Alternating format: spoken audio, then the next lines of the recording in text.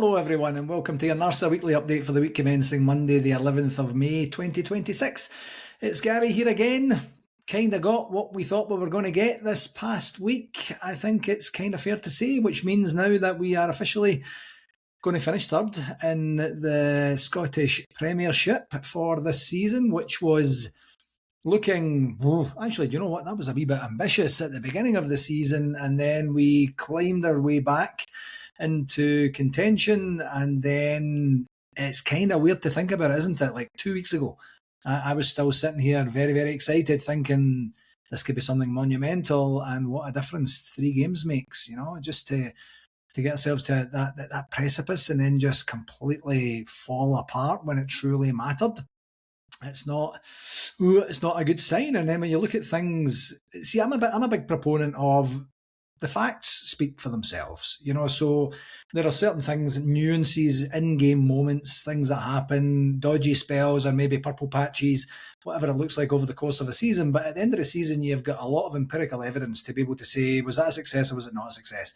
So when you look at last summer's, takeover and the decisions that were made since that point up to and including now, basically, it's been a complete unmitigated disaster. We've had the takeover, we've had the money injected, they put their money where their mouth is, and there's no question about that, and they got a lot of things wrong. They took over and made us worse, and I'm fairly certain from a sporting perspective that obviously wasn't the case. From a business perspective, this is not good business at all for these guys, and they'll know that way better than I do. So this is not looking good. At one point we're talking about direct entry into the Champions League, and then a few minutes later we're in really kind of nowhere, no man's land, really. The irony now is that we're looking towards the Scottish Cup final and hoping that mob from the East End beat Neil Lennon's Dunfermline so that we get qualification into the Europa League, which is where we want to be, and not in the Conference League. So I don't know, are they going to do us a favour in that respect? Who knows what that looks like? I guess that's a story for another day there. But yeah, it's Andrew Kavanagh, Parag Marathi, and whomever else they brought in. You boys had a nightmare this season. We were knocked out the cup competitions way earlier. We didn't even have a cup final to look forward to, and we had our worst European campaign since we came back up the divisions and got back in to Europe as well. So, all the facts, all the empirical evidence that I talked about are there to say this is not a good sign. Boys and girls, this is not anywhere close to being a good sign that these guys are the right guys to lead us forward and take us into the next era of getting back to where we want to be, which is in first position, and a period of dominance that I'm certainly still hanging on to. It's becoming more and more of a distant memory, I'll tell you that. And it's not good enough. They had they bring in Kevin Thelwell, they bring in Russell Martin, knowing, well, maybe they didn't know, but that Russell Martin was not a popular choice overall. Russell Martin talked about it in his early stage interviews that he had as well, as in public interviews. And then it just went from bad to worse. And then we have to fire the CEO and the sporting director or technical director, whatever his title was, and the manager within the space of a few weeks of each other, or a couple of months of each other, I guess it probably was. And as I said at the time, no club survives that sort of types and styles of turmoil. In terms of, when I say survives that, what I mean is the ability to actually continue to thrive and succeed. And, we get Danny roll in, and even then that whole interview process was a bit of a mess as well, wasn't it? We go for Gerrard, we go for Muscat, we don't get them for a variety of reasons, and then we are at, so technically Danny Roll's 4th choice because he interviewed in the summer and was picked to the post by Russell Martin. So they then go back, and the whole time, when I think about it now, the whole time Barry Ferguson must be sitting there saying, I was right here, folks. I was right here. And you decided to go in a completely different direction. Look what happened. Would we have finished higher than third place, with Barry Ferguson in charge? Who knows? I think what we would have had there was belief in someone that we know cares about this as much as we do, and someone who had enough decent results last season to be able to to say, let's build on that, let's continue. The team that he had there were very experienced coaches and guys with a real good, strong, deep-rooted Rangers history to them. And I don't know. I wasn't a massive fan of Barry getting it or not getting it at the time. I thought Rangers will do what they're going to do, and instead we completely fluffed our lines on the first managerial appointment. And the second one, here's the thing for me with Danny Rule for the second one, and it's not like, we've got recent experience with Giovanni Van Bronckhorst, with Michael Beale, with Philippe Clement and Russell Martin, where there's a complete lack of confidence in the ability for the manager to create a bond with the supporters, and for us to know and understand truly within ourselves, this guy has got the ability to turn this around. Just in Philippe we trust, and Michael we trust, and Gio we trust. We never had that. Everyone, when it became time, it was a wee bit overtime, wasn't it? When they finally got the sack, we're like, thank God for that. Let's move on from there. I don't sense the same, and I don't feel the same about Danny Rule for right now. It's kind of, has he done enough to give us an idea that he's the guy to carry us forward? I think the plain answer for that is no. Asked me that 2 weeks ago, the answer would have been yes. So, but there was still some dodgy results in there, but he inherited a dodgy squad and could only do some patchwork repairs to that in January. So there's not like, I don't feel that vitriol. I don't feel that common bond among the fans that this guy is a disaster, this guy has to go. But he's very inexperienced. But then, having said that, has the 7 or 8 months that he's been here, 6 or 7, whatever the number is, that he's been here enough that he's been learning on the job, and you can see him getting better, and a close season. I wouldn't be devastated if he stayed, and I wouldn't be running up and down the streets, party style for the fact that he was let go either. So one of these kind of weird ones. I don't think it really matters what happens in the last 2 games. It's not going to really change many folks' minds. So yeah, we've got a couple of meaningless games, literally meaningless games coming up, and then we will see. And it's one of these things. Like when I'm preparing, I'm always kind of preparing for the podcast. That is, I'm always kind of thinking, I hope this works out. I hope. And that's a common word that I seem to have in terms of my mental preparation for this. And hope is for losers. Like, I don't want to be hoping that Rangers show up one day. I don't want to be hoping that Rangers can maybe put together a 70 or 80 or 90-minute performance. I don't want to be hoping that the good half that we play is the first half and not the second half, and the game's out of sight by then. Like, hoping is for genuine losers, and that's what we are and what we have been over this last couple of weeks in the 3 games.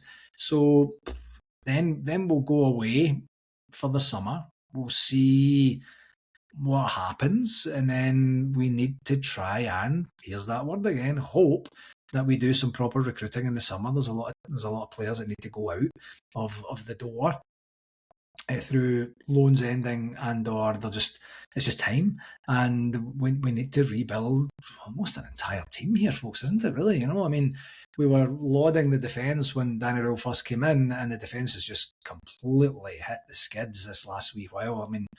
3 goals on the weekend, 2 goals, 3 goals lost, all over the place. We are leaking goals right, left, and centre again, which is a worry, and that's ultimately been our undoing. I think we're an easy target.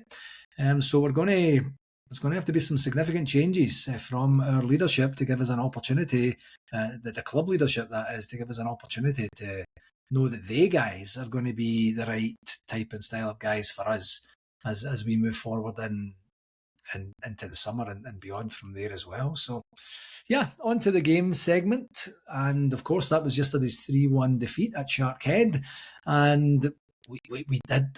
If somebody had said before, in fact, you know what? You can bet on almost everything these days, can you? So I would imagine some bookie somewhere said Rangers will only play 45 minutes. How would you qualify and quantify that, I suppose? But it was the exact same again. We play well-ish for a half, and then we don't for another half. And how that can happen? Do you know that? So before I get to the actual game in and of itself, well, this is really part of the game. I was really, really upset after the game, like angry, after the game. And said some not very positive things not insulting or bad language or anything like that. You know, I mean, there might be the odd F-bomb or something like that, but for the most part, it was just garbage again, you know. And then I came home, and a little bit later in the day, it was Leo's birthday, my beautiful baby boy's 17th birthday yesterday. So I was looking forward to seeing him for lunch. And as him and I were driving to the restaurant, I thought, you know what, actually, we're just not good enough. And that was quite freeing for me. Disappointing, of course, because I want us to be good enough, and we're spending the types and styles of money that should make us good enough, and certainly not to be in third position. But that's the way that the season has worked out. And once I had that realisation, we're actually just not that good of a football team right now. It kind of freed me up a wee bit to go, okay, so where would we have wanted to finish? Second for sure, at the very least. But first, ideally, third is of no real use to anyone. It's quite embarrassing, actually. But that's as good of a team as we are right now. And it felt a wee bit, it doesn't feel good to say that, folks, don't get me wrong, you know, but it gave me that opportunity to go, that's actually what we've been watching.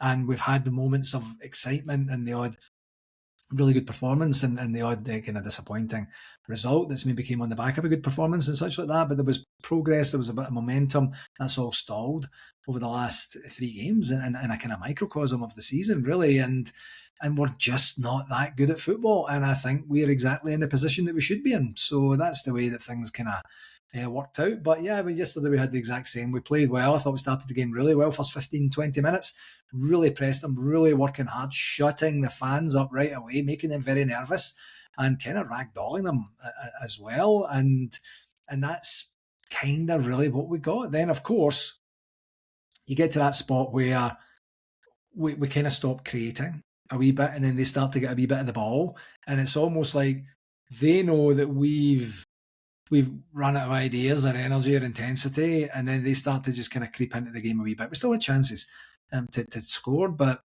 nothing really that, like where it was a brilliant save by the goalie or a really bad miss or anything along those lines. And, you know, serial losers, I know that a lot of people banded that terminology around for quite some time, sometimes directed at certain players in our squad. And I don't like to say that because I think it's intended to insult, and I don't know anyone that's been insulted into being inspired into actually better performance. And I'm not saying that we don't boo when there's a bad performance and things like that, but when it gets kind of right next to the bone, we're not actually doing anyone any good, ourselves included, you know, as we're just insulting folks. But we're certainly not winners. That's for sure, because that's been proven over 4 competitions this season, or 5, I guess, if you include the Champions League in that as well. And that was a comedy show, wasn't it? Remember back to that?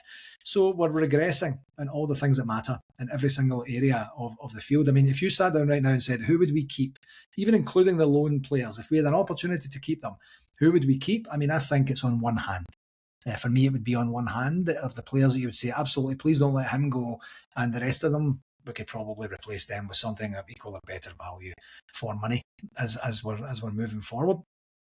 So we're going to have to see what that looks like. But talking points of the game, you could see it coming. We've lost these types of styles of goals and games before through our inability to be able to learn. Danny Rowe talks about it after the game. He says the same players making the same mistakes. And that was one thing.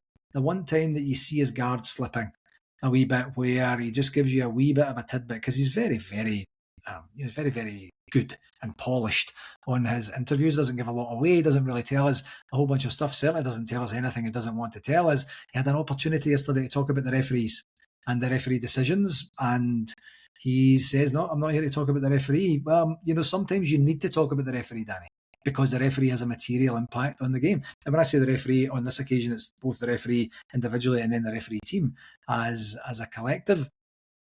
Anyway, it's back to the game. We've got Mikey Moore scoring another goal against them after some really good work by Chermiti, and we're really doing well, and I wouldn't be sitting here saying you never know, but I would have been sitting here saying you never know, to be honest, because it would have been kind of close. Hearts dropping some points on Saturday gave us that impetus and that opportunity to try and do something special on Sunday. But I suppose if I'm being really honest with myself, never expected it to come into that.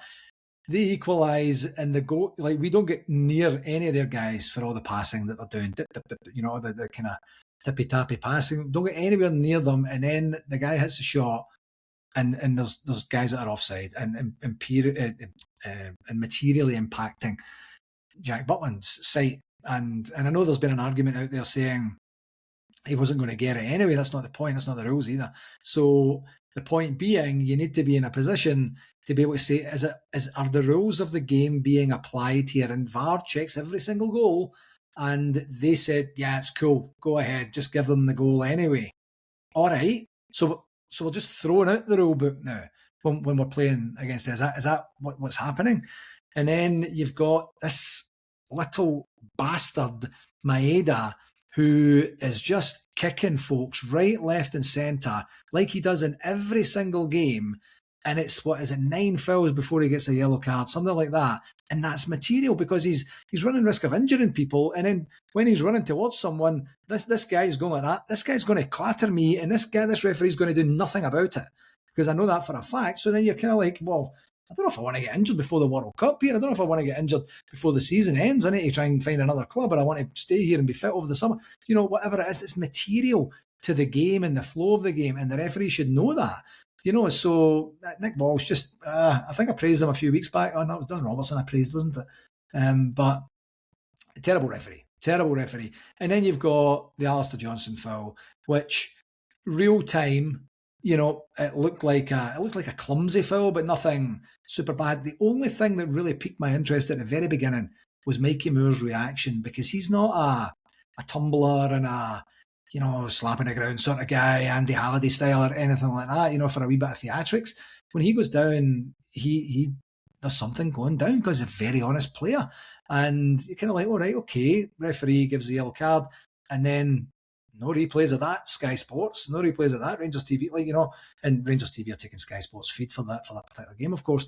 And you see certain things in Sky Sports that are analysed to death, and then other things it's a nothing to see here thing. So, I mean, everyone is noticing it. Everyone is noticing it now, and the biggest beneficiaries, of course, that mob from the East End, and the folks that are most likely going to get this taken away from is going to be Hearts, because they get away with this sort of garbage time after time after time. And the guy, Maeda's untouchable. It seems to be Alistair Johnson has some sort of untouchability to him. He doesn't get any help from VAR, and they just move on. It's a dangerous challenge. It's over the ball. It's right into his ankle. It should be a red card, and it's material. I mean, I'm not saying we've already proven this season if we play against a team that goes to 10 men, we're more than capable of completely making a mess of that. We did it in Europe. We did it against Motherwell. Like, we've got previous for that. But apply the rules of the game. Give us a wee bit of faith that we're actually on a level playing field, and then we've got a chance to just go toe-to-toe and may the best team win. Typically, it's not as these days, so that's just a thing. But just absolutely awful. And then they get the third goal. See the third goal? The third goal is essentially the epitome. That's why we're losing so many goals. I think, we've been given plaudits when they were due for our central defensive partnership of Giga and Fernandez, and these guys have just gone cold at the worst possible time, and they're kind of powder puff for the amount of time that Maeda gets in the box to kind of just see a ball coming down, the ball dropping down, and then to do an overhead kick that's just a big looping thing. And it's like, come on, man. Like, come on, that's awful. I mean, somebody should be putting their head where it hurts, or just going into the back of him just ever so slightly to put him off or something like that. But no, we'll just stand there and see what the guy's going to do. And the guy's got previous against us. The guy has constantly been a thorn on our side for years and years and years, So you get to that point where, I mean, the game's done then, and then we're in a situation we've got, half an hour to go, 30 minutes to go, 20 minutes maybe, whatever it was. They put their foot off the gas, and we're just kind of running around, with a wee bit of effort and endeavour. Yes, Majowski hits the bar towards the end of the game, but I mean, that wasn't going to get us excited at the end or anything like that. It was just a consolation if nothing else. So yeah, 3-1, and not a whole lot of complaints other than the referee. In terms of the positives, I thought Chermiti had a really good first half. He loves playing in these big games, and he's a big game player for us and loves to put himself about, and was causing havoc in there. It was a good start to the game, and We just know that we can't sustain it, and that's, is it mentality? Is it physicality? Is it psychology? It's probably all of the above. And we need to get players in that can actually play and concentrate for 90 minutes. That's not a long time. And, in a professional athlete's game, management philosophies and such like that. So that's what we need. We need players that can play for a full game and really switch on and be the best for a full game as well. In terms of negatives, I think when was it really? After they scored the equaliser, really, wasn't it? Is when things just kind of went downhill. We had that feeling of inevitability after they scored the equaliser, where you're kind of thinking, oof. At one point, I was thinking it was going to be a doing, and as I say, they kind of put their foot on the brake a wee bit after that and just contained us, and nothing really happened, and they got the victory that they needed, and then that's kind of what happens from there. In terms of the stats, apparently we had 49% possession. Didn't feel like that, but maybe that's what it is. And we had 6 shots on goal with 3 on target, and they had what was that now? 8 shots on goal with 4 on target. Scored 3 of them. 75% for them, and 33% for us. Kind of says it all, really, doesn't it? So on the referee watch, I've already talked about it. Very, very poor performance once again. Not applying the rules of the game once again. VAR completely negating their duties once again, and it's always in favour of one particular team. That's what it feels like anyway, doesn't it? So that's a 1 out of 10, and only because I don't want to give a 0, because I think very beginning when I started the referee watch, it was I'll give a 1 to 10, so they're getting the lowest possible number. I don't know that I've ever actually given it a 1 before. I know there's been the odd 2 and stuff like that, but pathetic refereeing, biased. Is it cheating? I don't know if it's cheating. Is it corruption? I don't know. I mean, maybe this comes out in the wash at some point in the future where they say, well, if it's infused into their training, and say the videos that they get used for their training as they're going through their promotions up through the leagues and stuff like that, maybe they're using a lot of that mob's videos or something like that. Like, there's some sort of inherent. I know I said a couple of weeks ago, these guys aren't master planners or crooks or criminals, but they know enough to be able to know how to manipulate people and play the victim and be the commensurate sociopaths that they are, and they're getting the fruits of their labour. They're getting rewarded for all of this. So start to call it out. If there's a party line in the club that says don't talk about referees after the game, somebody needs to change that party line until it gets to be fair, because it's not fair right now, and I don't like the fact that it's not fair. As I've said many times before, we just want a regular playing field, like a level playing field between all the teams, and may the best team win. So next couple of games that will wrap up this dismal, awful pants season is Wednesday at 8 p.m. kickoff, 8 p.m. UK, kickoff. That's 3 p.m. Eastern Standard Time, and is it? 3 and 1 o'clock my time here, and that's Tav's last game at Ibrox. I'm certain he would not want to go out on the sort of atmosphere that it's likely to be. I would imagine it'd be a bit of a ghost town. Maybe folks will be inspired to show up and just thank him one last time, and then away to Falkirk on Saturday, and that's 12:30 p.m. UK time, so 7:30 a.m. Eastern Standard Time, 5:30 a.m. my time. I don't know. Maybe watch that when I wake up. I don't know that I want to get up early. I say that right now because I'm still a bit disappointed. And then on Wednesday, I'll be like, oh, come on, one last big push here just to at least finish the season on a high and give the fans something to cheer about. So, and it'll be the same on Saturday as well. In terms of shout-outs from this past week, there was some good news in terms of the players of the year. The PFA Player of the Year is the young player of the year, I should say, was Mikey Moore. Very, very well done, very, very well deserved, and that's a loan that has worked out like an absolute dream, hasn't it? It really has for us and him, and I wish him nothing but the best. It would be great to have him on another year's loan if we could. He's only 18 right now, and one more year to help us get back to where we want to be, which is obviously at the pinnacle of Scottish football. But we'll see. He's had a great season and very, very well done. Yusuf Chermiti got the goal of the season for the overhead kick against that mob at Ibrox earlier in the year here, which was brilliant. And May Croft was named the PFA Young Player of the Year on the women's side. 16 years old in her first season as a professional. So to win the Player of the Year there is absolutely incredible. Congratulations and well done to them for that. So in terms of Tav, I was going to do this last week, and then last week was just a tough one. so this week, from a James Tavernier perspective, yes, he's going out with a bit of a whimper. Yes, right now, the legs are gone. He's not the same player, all that sort of stuff. But in the fullness of time, the ability for us to be able to know and understand what we had when we had it, when the captain was there, is absolutely incredible. There's no defender or no midfielder that scored more goals than James Tavernier ever. And only 6 forwards, all considered legends at the club, have scored more goals than James Tavernier. So number one, we have Ali McCoist on 355. Then Bob McPhail on 261 goals. Derek Johnson on 210. Jimmy Fleming on 187 and Ralphie Brand on 206. And then we've got Sam English on 155. And then James Tavernier is on 150, and he's still active. So you've got a chance of getting up there with the last couple of games, I guess. And then you've got Chris Boyd at number 8, and with 138. George Young 131, and Jim Forrest 145.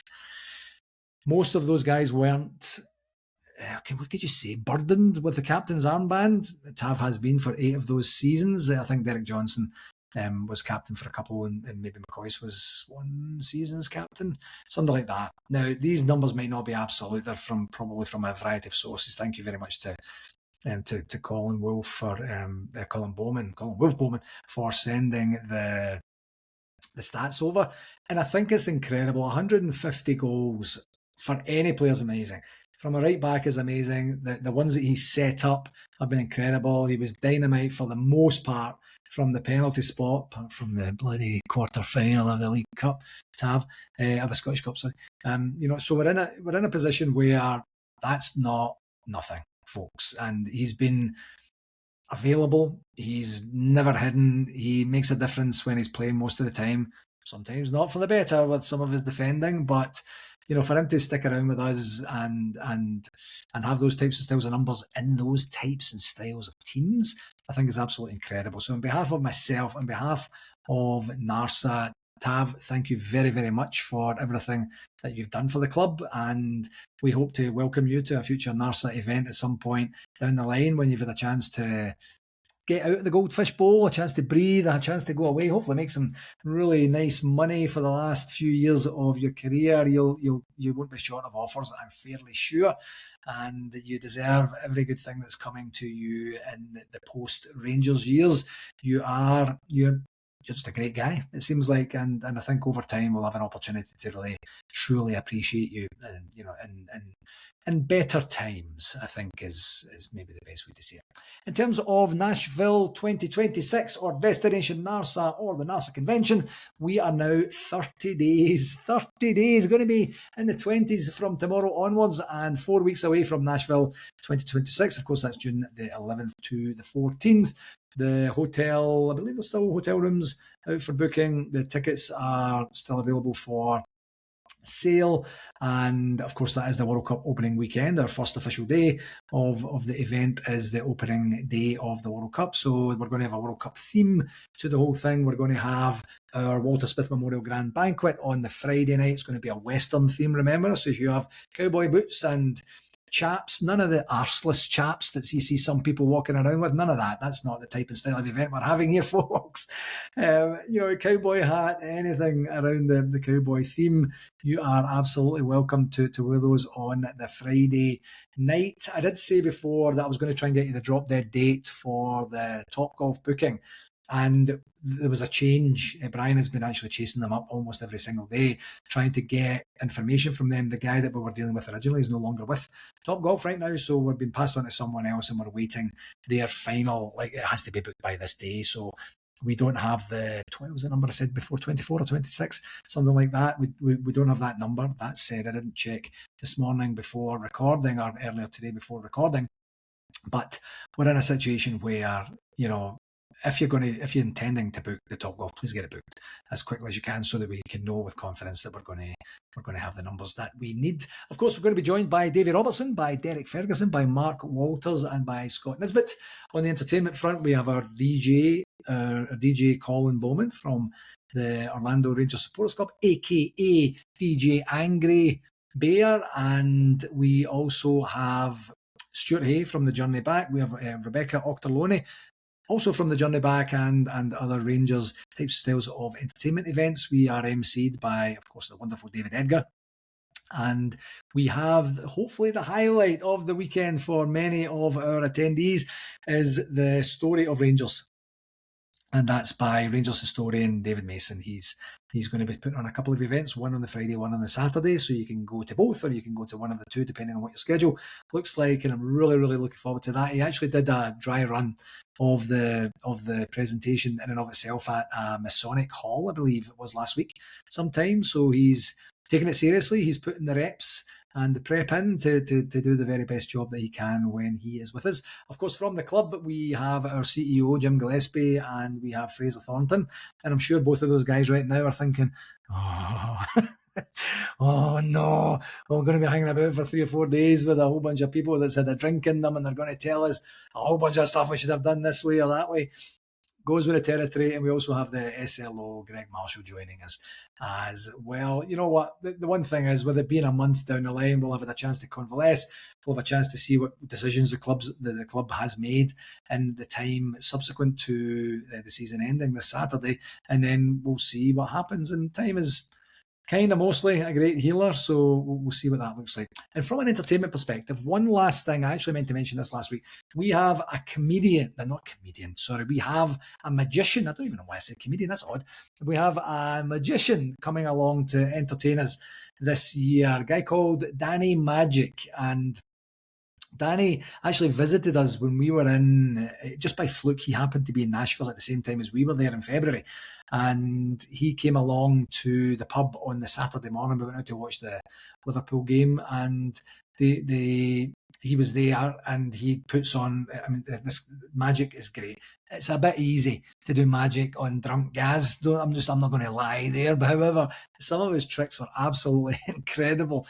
And this guy is literally a magician to the stars. You know, you might have seen some of his work recently. He was turning dollar bills into $100 bills with Sugar Ray Leonard. He's done Mike Tyson's birthday party. He just last week just did Janet Jackson's birthday party. And this guy is an A-lister in terms of magic. He's going to be around for one of the days that we have there. And if you get an opportunity, he's going to do some kind of stage stuff, and he's also going to do around the tables and such.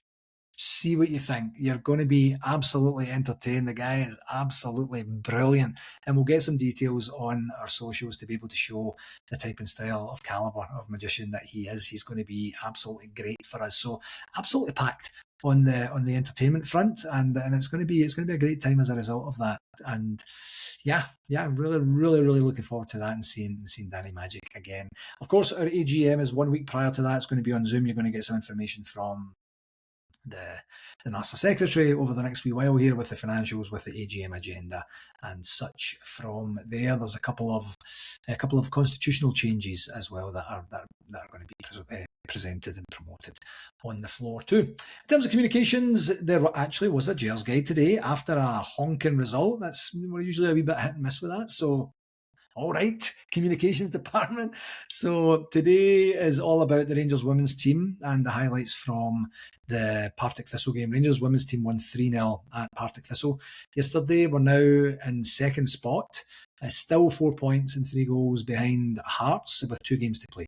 So could you imagine, like, Hearts men and women's team doing the double in this season? I wonder, talking about bets, I wonder if there was a bet out there that, you imagine some die-hard Hearts fan somewhere has said, I'm going to put it on again. I used to work with a guy that when Giovanni Van Bronckhorst was playing for us, every week he would say 5-1 to Rangers, Gio scores the first goal.